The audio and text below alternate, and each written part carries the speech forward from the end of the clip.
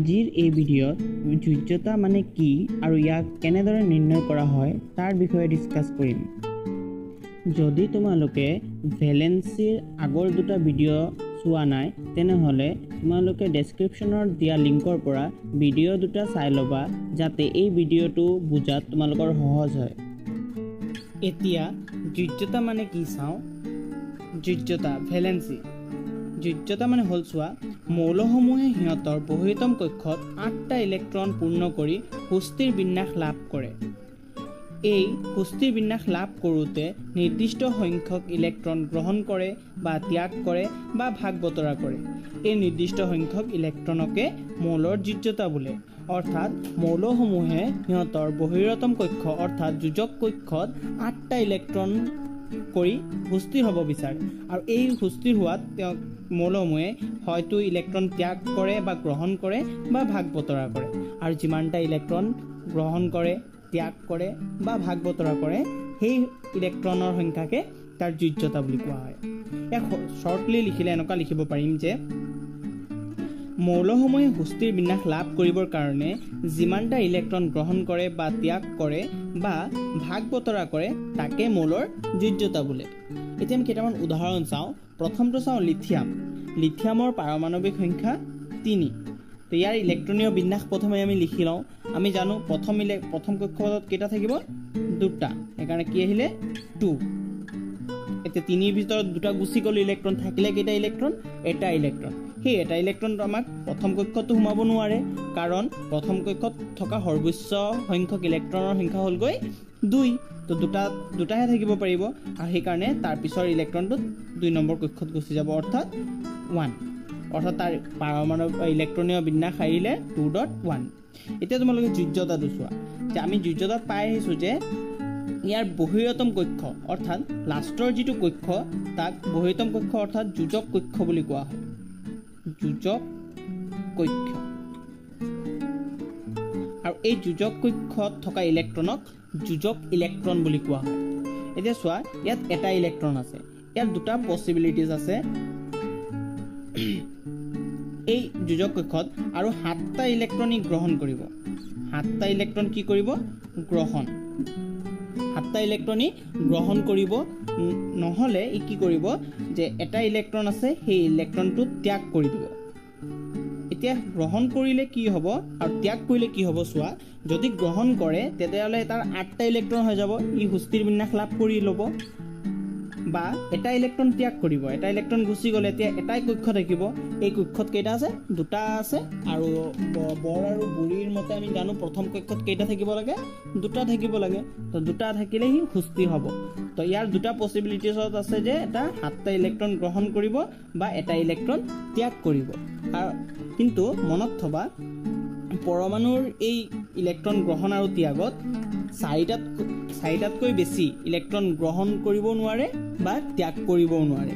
তাৰমানে 7টা ইলেক্ট্ৰন ইয়াক গ্ৰহণ কৰিব নোৱাৰিব, অৰ্থাৎ ইয়াক কোনেও 7টা ইলেক্ট্ৰন নিদিয়ে। তেনেহ'লে সি কি কৰিব এটা ইলেক্ট্ৰন ত্যাগ কৰিব আৰু এটা ইলেক্ট্ৰন ত্যাগ কৰিব, সেইকাৰণে তাৰ যোজ্যতা কি আহিব যোজ্যতা কি আহিব যিহেতু ত্যাগ কৰিছে, ত্যাগ কৰিলে মনত থ'ব সদায় প্লাছ আহে আৰু কেইটা ইলেক্ট্ৰন ত্যাগ কৰিছে এটা ইলেক্ট্ৰন, সেইকাৰণে তাৰ কিমান আহিব +1। এতিয়া অক্সিজেনৰ চাওঁ। অক্সিজেনৰ পাৰমাণৱিক সংখ্যা হ'লগৈ 8। ইয়াৰ ইলেক্ট্ৰনীয় বিন্যাস যদি আমি লিখোঁ কি লিখিম 2। প্ৰথম কক্ষত 2টা, তাৰপিছৰ কক্ষত কেইটা থাকিব 6টা।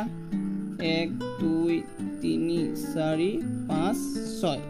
এতিয়া ইয়াত চোৱা, এতিয়া ইয়াতো এনেকুৱাকৈ 2টা পচিবিলিটিজ আছে যে এটাত কি কৰিব ইয়াৰ বহিতম কক্ষত 8টা কৰিব বিচাৰিব। তো 8টা কৰিবৰ কাৰণে কেইটা ল'ব 6টা আছে আৰু 2টা ইলেক্ট্ৰন গ্ৰহণ কৰিব। 2টা ইলেক্ট্ৰন গ্ৰহণ কৰিব, নহ'লে ই কি কৰিব এই 6টা ইলেক্ট্ৰন ত্যাগ কৰিব। এই 6টা ইলেক্ট্ৰন ত্যাগ কৰিব। এতিয়া আমি অলপ আগতে ক'লোঁ যে ইলেক্ট্ৰনৰ যেতিয়া গ্ৰহণ আৰু ত্যাগ এইটো 4টাতকৈ বেছি গ্ৰহণো নকৰে আৰু ত্যাগো নকৰে। তাৰমানে 6টা ইলেক্ট্ৰনটো সি ত্যাগ কৰিব নোৱাৰিব। তেতিয়াহ'লে কি কৰিব কাৰো পৰা আৰু 2টা ইলেক্ট্ৰন গ্ৰহণ কৰিব। সেইকাৰণে তাৰ যোজ্যতা কি আহিব অক্সিজেনৰ যোজ্যতা যিহেতু গ্ৰহণ কৰিছে, গ্ৰহণ কৰিলে মাইনাছ আৰু কেইটা ইলেক্ট্ৰন গ্ৰহণ কৰিছে 2, সেইকাৰণে -2। এতিয়া আমি মেগনেছিয়ামৰ চাওঁ। মেগনেছিয়ামৰ পাৰমাণৱিক সংখ্যা 12, ইলেক্ট্ৰনীয় বিন্যাস কি হ'ব 2.8.2। এতিয়া আমি যদি এইটো আঁকিলেও ভাল, নেআঁকিও আমি এইটো লিখিব পাৰোঁ। এতিয়া প্ৰথমে 2টা, তাৰপিছতটোত কেইটা আছে 8টা, 1 2 3 4 5 6 7 8, আৰু শেষৰ কক্ষত কেইটা থাকিব 2টা 1 2। এতিয়া চোৱা ইয়াত কি কৰিব, ইয়াৰ যিহেতু যোজক কক্ষত কেইটা ইলেক্ট্ৰন থ'ব লাগে 8টা, তো ই কি কৰিব, ইয়াৰো এনেকুৱাকৈ 2টা ভাগ আছে যে এটা কি কৰিব 2টা ইলেক্ট্ৰন ত্যাগ কৰিব পাৰে, বা আৰু কেইটা ইলেক্ট্ৰন লাগে 6টা ইলেক্ট্ৰন ল'ব পাৰিব। 6টা ইলেক্ট্ৰন গ্ৰহণ বা 2টা ইলেক্ট্ৰন ত্যাগ। এতিয়া কি কৰিব, যিহেতু আমি গম পাই আহিছোঁ 6টা ইলেক্ট্ৰন গ্ৰহণ কৰিব নোৱাৰে, তাৰ মানে কি কৰিব 2টা ইলেক্ট্ৰন ত্যাগ কৰিব। তো ত্যাগ কৰিলে যোজ্যতা কি আহিব, যোজ্যতা কি আহিব, ত্যাগ কৰিছে সেইকাৰণে কি আহিব প্লাছ, আৰু কেইটা ইলেক্ট্ৰন ত্যাগ কৰিব 2টা ইলেক্ট্ৰন ত্যাগ কৰিবৰ কাৰণে +2। এতিয়া আমি ছালফাৰৰ চাওঁ। ছালফাৰৰ ইলেক্ট্ৰনীয় বিন্যাস কিমান আছিল 16, তাৰ ইলেক্ট্ৰনীয় বিন্যাস কি হ'ব, প্ৰথমটোত 2টা, তাৰপিছত 8টা, 10টা হৈ গ'ল, আৰু থাকিলে কেইটা 6টা, শেষৰ কক্ষত 6টা। এতিয়া ইয়াৰো এনেকুৱাকৈ আমি কি হ'ব, তেনেহ'লে ইয়াৰ যোজ্যতা কিমান হ'ব, যোজ্যতা কিমান হ'ব 6টা আছে, ই 6টা ত্যাগ কৰিব নোৱাৰিব, তেনেহ'লে ইয়াৰ আৰু 2টা ল'ব, লোৱাৰ কাৰণে কি হ'ব, গ্ৰহণ কৰাৰ কাৰণে মাইনাছ, আৰু কেইটা ইলেক্ট্ৰন লৈছে 2টা, সেইকাৰণে -2। আশা কৰোঁ ভিডিঅ'টোৰ পৰা যোজ্যতা কিদৰে নিৰ্ণয় কৰা হয় তাৰ বিষয়ে কিছু আইডিয়া পালা। কিবা অসুবিধা হ'লে কমেণ্ট কৰি জনাবা। ভিডিঅ'টো ভাল লাগিলে লাইক, শ্বেয়াৰ এণ্ড ছাবস্ক্ৰাইব কৰিব। ধন্যবাদ।